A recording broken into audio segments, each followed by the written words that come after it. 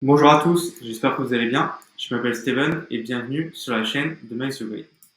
Donc ici on aborde le CRM Spot, on parle de growth marketing et de la méthodologie Revox. Aujourd'hui, on va surtout s'intéresser au File Manager, c'est-à-dire votre gestionnaire de fichiers sur votre CRM. Donc cette vidéo sera séparée en plusieurs sous-parties, si vous souhaitez passer à l'une d'entre elles au cours de la vidéo, mais vous pouvez aussi le regarder en entier. Le thème qu'on va aborder aujourd'hui, la gestion de fichiers, est très important. 1. Pour faire gagner en autonomie vos équipes. 2. Pour leur faire gagner énormément de temps. Et 3. Pour optimiser au niveau SEO toutes vos ressources. Alors, une fois arrivé sur votre compte principal, vous allez aller dans Marketing et ensuite Fichiers. Vous allez accéder à votre bibliothèque de contenu.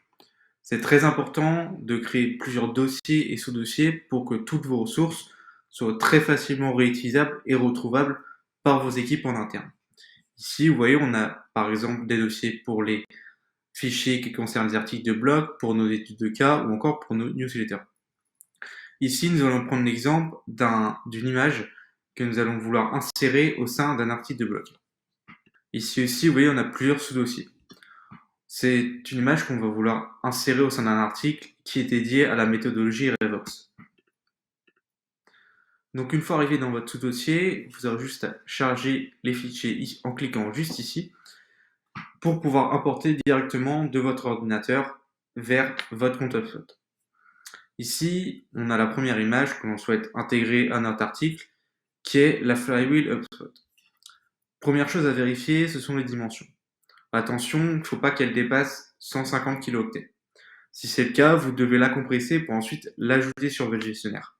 Deuxième chose à vérifier, la nomenclature de l'image. Donc là, elle n'est pas bonne. On va plutôt chercher à avoir une nomenclature homogène. Encore une fois, plus la nomenclature est homogène, plus ça va être simple pour vos équipes de la retrouver. Donc on va aller dans Action, Renommer. On va la nommer très simplement, en majuscule.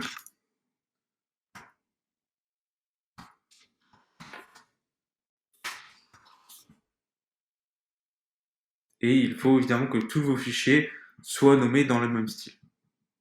Troisième étape, après les dimensions et la nomenclature, ce qu'on appelle la balise alternative. Cette balise alternative est très importante dans une notion déjà d'accessibilité, c'est-à-dire pour que tous les utilisateurs de votre site web puissent comprendre l'image. En remplissant cette balise alt en avance, vous permettez à vos équipes de gagner du temps parce que quand elles devront l'insérer, que ce soit sur votre site, sur vos articles de blog ou sur une newsletter, elles n'auront pas à le remplir parce que ça sera déjà rempli en avance. Alors le but de ce texte alternatif, c'est de décrire le plus simplement possible l'image pour que tous puissent la comprendre.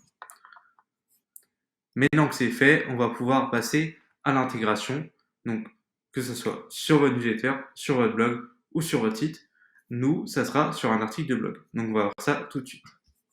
Petit aparté sur cette démonstration d'outils, si vous êtes en train d'apprendre des choses ou même d'apprécier la vidéo, n'hésitez pas à mettre un petit like ou même de commenter, de partager la vidéo autour de vous à d'autres personnes qui voudraient monter en compétence sur le logiciel HubSpot. On a aussi plusieurs ressources disponibles dans nos médias, que ce soit des articles de blog, des études de cas ou bien sûr d'autres vidéos YouTube sur notre chaîne. Là, nous sommes arrivés dans l'article et une fois dedans, nous allons à l'endroit où nous souhaitons insérer l'image. Vous allez cliquer sur le petit icône en forme d'image ici. Par défaut, c'est la dernière image qui s'affiche. Mais si je vous ai demandé de bien nomenclaturer l'image, c'est pour que ce soit plus simple après pour toutes vos équipes, que ce soit plusieurs jours ou plusieurs semaines après, de retrouver l'image facilement. Donc là, sachant que c'est une image qui porte sur la flywheel, je vais taper flywheel HubSpot. Je vais la retrouver directement ici.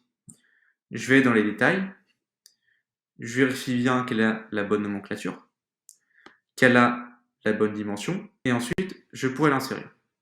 Dernière étape, vous vérifiez que vous avez bien le bon texte alternatif. Maintenant, on va faire la même chose, mais cette fois-ci pour une newsletter. Donc une fois que vous arrivez sur l'email que vous souhaitez, vous allez aller dans la barre de gauche, utiliser le glisser-déposer, vous allez déposer l'image où vous souhaitez dans votre mail,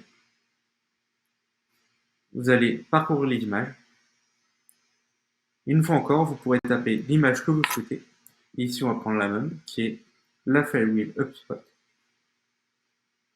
La balise est la bonne. Et votre image est bien aussi insérée à votre email.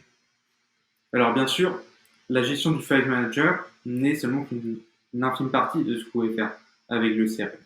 Pour rester parmi les premiers informés des nouvelles fonctionnalités et apprendre à les utiliser à la perfection, vous avez juste à vous abonner à cette chaîne. Plusieurs autres vidéos sortent régulièrement, des tutoriels et aussi les nouveautés. D'ici là, on se revoit sur la chaîne et je vous dis à bientôt.